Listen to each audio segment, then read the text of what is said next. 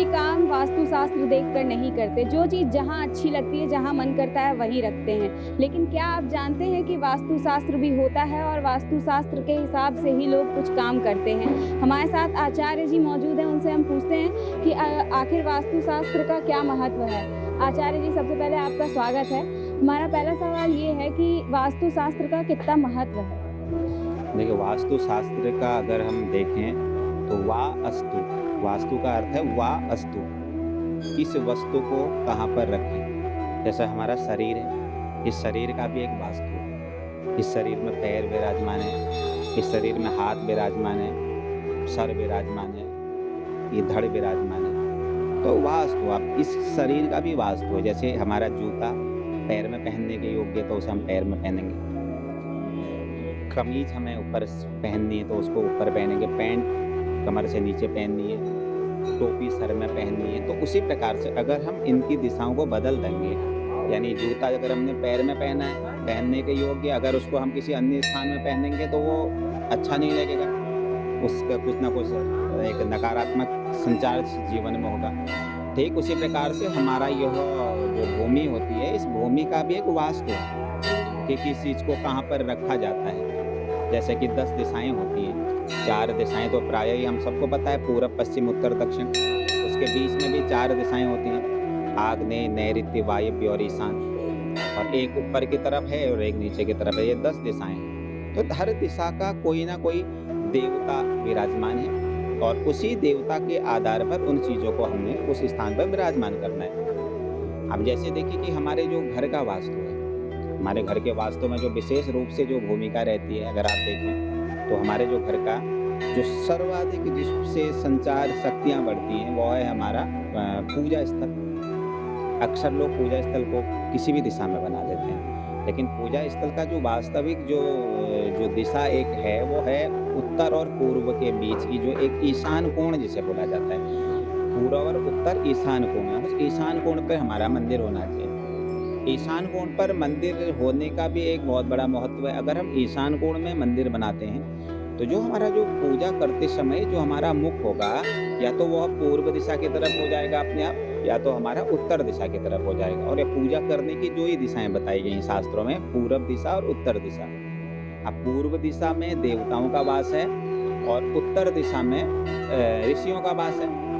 अगर हम पूर्व दिशा की तरफ मुख करके भगवान का पूजन करते हैं तो हम पर देव कृपा होती है, और उत्तर दिशा की तरफ अगर हम बैठ करके भगवान का पूजा करते हैं तो इससे हम पर ऋषियों की कृपा होती है। और उत्तर दिशा को ही एक प्रकार से कुबेर की दिशा भी कही गई है।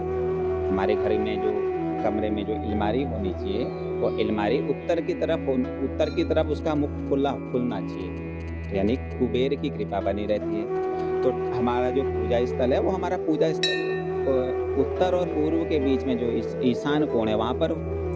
अब हमारे घर की जो रसोई है, हम घर के अंदर जो सर्वाधिक जो संचारित शक्तियाँ जो अब हमें शक्ति देती है, भोजन आदि से हमें शक्ति प्राप्त होती है, वो है हमारी रसोई। अब हमारी रसोई कहाँ पर हो? हमारी रसोई पूर्व और दक्षिण के बीच की जो दिशा जो कहलाती है शास्त्रों में, इसे आग्नेय कोण बोला जाता है। तो इस आग्नेय कोण में हमने अग्नि का स्थापन करना चाहिए। हमारी रसोई घर हमारे अग्नि कोण में होनी चाहिए। ठीक उसी प्रकार जो हमारे घर की जो पश्चिम जो दिशा है, ये पश्चिम दिशा में भगवान वरुण का वास है। तो हमारे घर में जो जल का जो स्रोत है, नल है, टंकी है, ये उत्तर दिशा, ये पश्चिम दिशा की तरफ हो। ठीक उसी प्रकार से हर एक दिशा का कोई ना कोई महत्व है। जब हम इस दिशावत चीज़ों को रख देते हैं घर में, तो इससे हमारे जीवन में एक अच्छी शक्ति का संचार होता है। मान लीजिए गलती से अग्निकोण में हमने अपना घर कमरा बना दिया, तो उस अग्निकोण वाले कमरे में रहने वाले प्रत्येक जातक को, प्रत्येक व्यक्ति को शारीरिक रूप से कोई ना कोई समस्या होती रहेगी, जॉइंट्स से संबंधित, शरीर में एलर्जी से संबंधित। तो ये अग्निकोण की दिशा का रहस्य है, इसलिए अग्निकोण में अग्नि का वास। ठीक उसी प्रकार से पश्चिम दिशा में हमारा जल स्रोत होना चाहिए, जो पानी जहाँ पर हम रखें, टंकी, नल, ये हमारा पश्चिम दिशा में होना चाहिए। उत्तर दिशा की तरफ हमारे घर की अलमारी हो, जहाँ पर हम अपनी तिजोरी पैसा वैसा रखें जिसमें, तो वो उत्तर दिशा की तरफ उसका मुंह खुलना चाहिए। तो इसी प्रकार से हर एक दिशा का कुछ ना कुछ महत्व है। अब एक छोटी सी बात है, मान लीजिए हम अपने घर में घड़ी लगाते हैं, इस घड़ी की भी एक दिशा बताई गई, या तो ये पूर्व दिशा की तरफ हो, पूर्व दीवार को, या उत्तर दीवार को। ये दोनों दीवार, अगर पूर्व दीवार पर अगर हमारी घड़ी होगी, तो वो घड़ी घड़ी भी एक प्रकार का चक्र है, समय चक्र हमें बताती हो। तो पूर्व दिशा में अगर समय चक्र रूपी घड़ी हमने लगाई होगी, तो उस पूर्व दिशा में हमें देव कृपा हमारे जीवन में प्रतिवर्ष हर समय चलती रहेगी, तो हमारा जो समय रहेगा वो बहुत अच्छा रहेगा। उत्तर दिशा की तरफ जब हमारी घड़ी होगी, तो ये जो उत्तर दिशा में लगी हुई घड़ी हमको वृद्धि कराएगी, हमें हमारे हर लक्ष्य में अग्रसर कराएगी। ठीक उसी प्रकार से अगर गलती से दक्षिण दिशा की तरफ हमने अपनी घड़ी लगा दी, तो दक्षिण दिशा काल की कही गई, यम की कही गई, तो हमारा काल चक्र शारीरिक समस्याओं से ग्रसित रहेगा। तो इसी प्रकार से प्रत्येक दिशा का कुछ ना कुछ महत्व है। तो वास्तु का अर्थ है किसी चीज को कहाँ पर रखें, वास्तु, यही वास्तु का वास्तविक अर्थ है। आचार्य जी, नित्य पूजा पाठ जो है वो किस वास्तु के हिसाब से होती है और किस वास्तु के हिसाब से करनी चाहिए? देखिए, नित्य पूजा तो सर्वप्रथम हम किसी गुरु से जुड़े, जो हमारे एक सदगुरु जीवन में बनाया जाता है। इसीलिए कहा गया है एक संत, एक पंथ और एक ग्रंथ जीवन में जरूर हो। तो एक संत के आज्ञानुसार, एक संत के आदेशानुसार, एक संत के वचनानुसार जो भी नियम वह संत हमें बता देते हैं कि आपको मान लीजिए शिव की उपासना करनी है, मान लो आपको राम की उपासना करनी है, आपको भगवती की उपासना करनी है, तो ये संतों की कृपा से ही हम पूजा की तरफ अग्रसर होते हैं। इसलिए जीवन में एक गुरु बनाया जाता है। तो जो भी हमको वह पूजन बताते हैं, उस पूजन को हमने प्रतिदिन करना चाहिए। अपने घर का जो पूजा स्थल है, उस पूजा स्थल पर बैठ करके अपने पूर्व या उत्तर की तरफ मुख करके हमने विधिवत तरीके से जो भी हमें मंत्र बताए गए हैं, जो भी हमें पूजन बताया गया है, वो पूजन हमें करना चाहिए। क्योंकि एक सदग्रस्त सदजीवन तभी सार्थक है। सदग्रस्त ही क्या, चाहे सदग्रस्त नहीं भी हो, तो प्रत्येक का जीवन है कि वो प्रभु पर समर्पित होकर के काम करे। प्रातःकाल हम प्रभु पर समर्पित होकर के काम करें कि हे प्रभु, जो हमारा जो समय आ रहा है आज का यह दिन हमारा बहुत अच्छी तरह से व्यतीत हो गया, इसलिए प्रातःकाल का पूजन किया गया। सायंकालीन जब हम अपने वर्क से, अपने काम से घर जाते हैं, तो सायंकालीन भगवान का हमने धन्यवाद करना चाहिए कि हे भगवान, आपकी कृपा से हम सुयोग्य अपने घर लौट आए हैं। तो प्रत्येक क्षण जब हम भगवान को, प्रभु को समर्पित होकर के कोई काम करते हैं, तो तभी ही हमारा जीवन उन्नति करता है।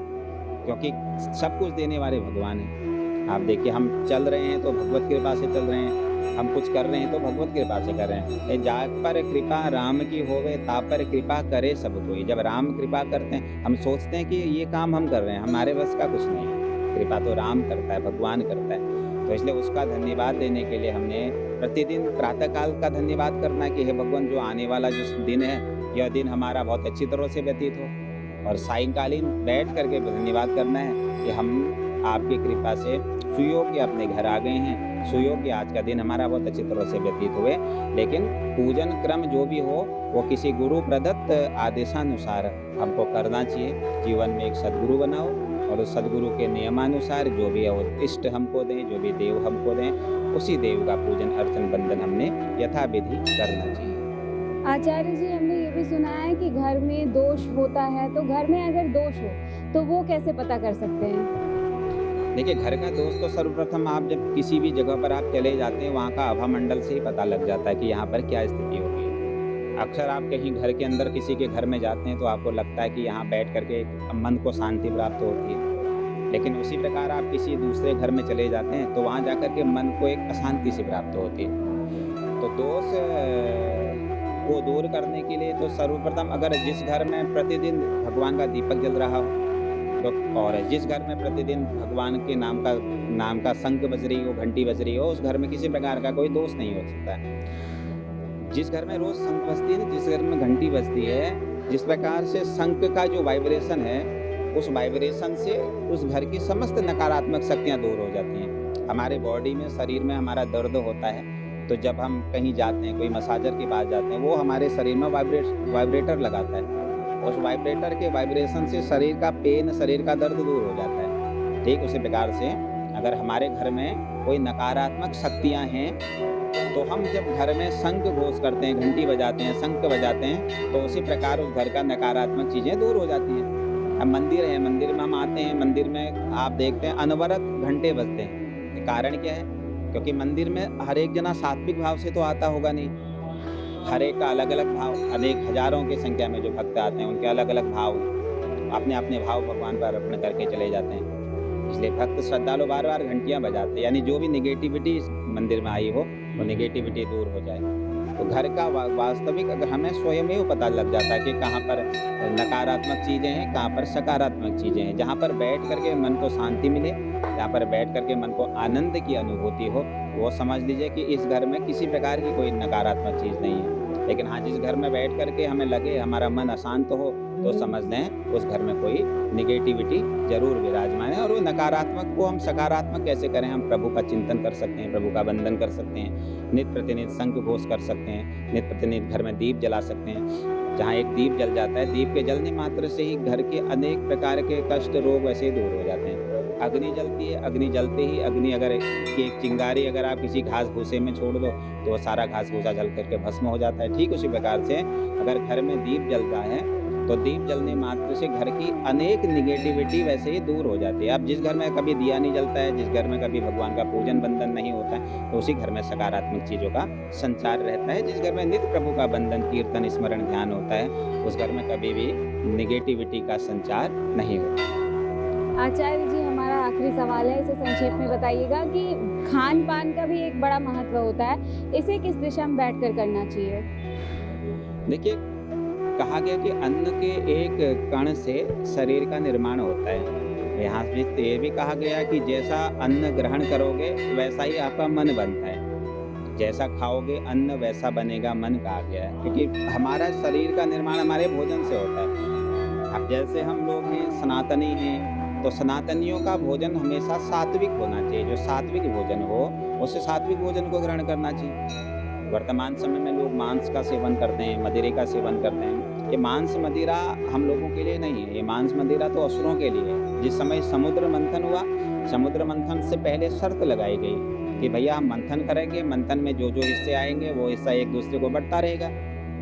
दोनों देवताओं ने, असुरों ने संघर्ष किया, तो पहला हिस्सा आया देवताओं को दिया गया, दूसरा आया असुरों को दिया गया। इसी प्रकार से जब दारुणी नाम की जो मदिरा निकली, वो दारुणी नाम की वो मदिरा देवताओं के हिस्से में आई, लेकिन देवताओं ने वो दारुणी नाम की वो मदिरा असुरों को दे दी। यहीं से दर्शाया गया था कि ये मदिरा, ये मांस हम लोगों के लिए नहीं है, ये मदिरा मांस असुरों के लिए है। इसलिए हमेशा जैसा हम भोजन करते हैं, उसी भोजन के आधार पर हमारा मन बनता है। इसलिए हमेशा सात्विक भोजन, शुद्ध भोजन जब हम ग्रहण करेंगे, तो उससे हमारा भाव भी शुद्ध होता है, हमारा विचार भी शुद्ध होता है। और जिस मन में, जिस शरीर में शुद्ध मन रहता है, उसके विचार भी शुद्ध होते हैं। अगर विचार शरीर अशुद्ध है, अब अखाद्य भोजनों का हम सेवन करते हैं, तो अखाद्य भोजनों का सेवन करके हमारी बुद्धि भी वैसे ही होती है। ले सात्विक भोजन से सात्विक बुद्धि, सद्बुद्धि का हम पर प्राप्ति होती है। और आसुरी भोजन ग्रहण करने से हमें आसुरी शक्तियाँ हमारे भीतर प्रवेश होती है। इसलिए हमेशा सात्विक भोजन ग्रहण करना चाहिए। धन्यवाद आचार्य जी। तो मनुष्य को ज़्यादातर सात्विक भोजन ही ग्रहण करना चाहिए और उनके जीवन में एक गुरु अवश्य होना चाहिए, जिसकी देख रेख में ही उनको पूजा पाठ करना चाहिए, खान पान का ध्यान रखना चाहिए, और जो घर का वास्तु शास्त्र है उसी हिसाब से होना चाहिए, क्योंकि घर का वास्तु शास्त्र भी बहुत महत्व रखता है एक व्यक्ति के जीवन में। कैमरा पर्सन अनुराग के साथ मैं सोनाली सिंह, डेली इंसाइडर, लखनऊ।